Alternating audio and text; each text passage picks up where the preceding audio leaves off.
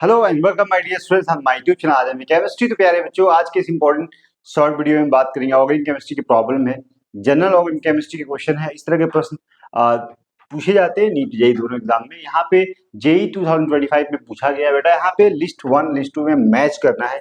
सबसे पहले कार्बोकैटायन, फिर फ्री रेडिकल, न्यूक्लियोफाइल, फिर इलेक्ट्रोफाइल। तो सबसे पहले आपको पता होना चाहिए कार्बोकैटायन क्या होता है। Carbon bearing positive charge, that is carbocation. जब भी कार्बन प्लस चार्ज होगा उसको हम कार्बोकैटायन बोलते हैं। और कार्बोकैटायन की खास बात क्या होती है, यहाँ पे इम्पर्टिव p ऑर्बिटल्स होता है और हाइब्रिडाइजेशन यहाँ पे sp2 होती है। तो यहाँ पे दिया गया है species that can supply a pair of electron, बिल्कुल गलत बात है। Supply species that can receive a pair of electron, बिल्कुल सही नहीं है। sp2 hybridize carbon with imperative p orbitals, यहाँ पे हम कह सकते हैं बिल्कुल सही है। तो यहाँ पे थर्ड मार सकते हैं।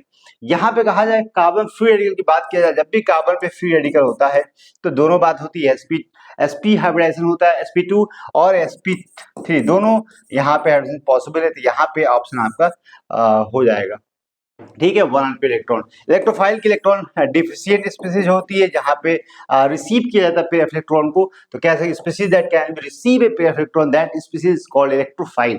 तो यहाँ पे हम कह सकते हैं कि ये जो ऑप्शन है आपका सेकेंड हो जाएगा। और यहाँ पे न्यूक्लियोफाइल जो कि इलेक्ट्रॉन रिच स्पीसीज होता है, जिसपे ये प्रोवाइड करता है फिर electron toward the electron deficient, या आप कह सकते हैं कि डोनेट करता है। Species that supply pair of electron, that is called nucleophile.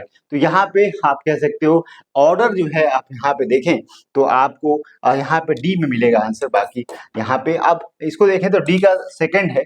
अगर ध्यान दें तो D electrophile species that can be receive a pair of electron, D का सेकंड सिर्फ यहाँ पे, बाकी कहीं पे भी नहीं है। It means option D is correct. और आसान तरीके से इस क्वेश्चन को बिना परेशान हुए कम समय में बना सकते थे। तो आई होप आपको समझ में आया होगा। Thank you very much.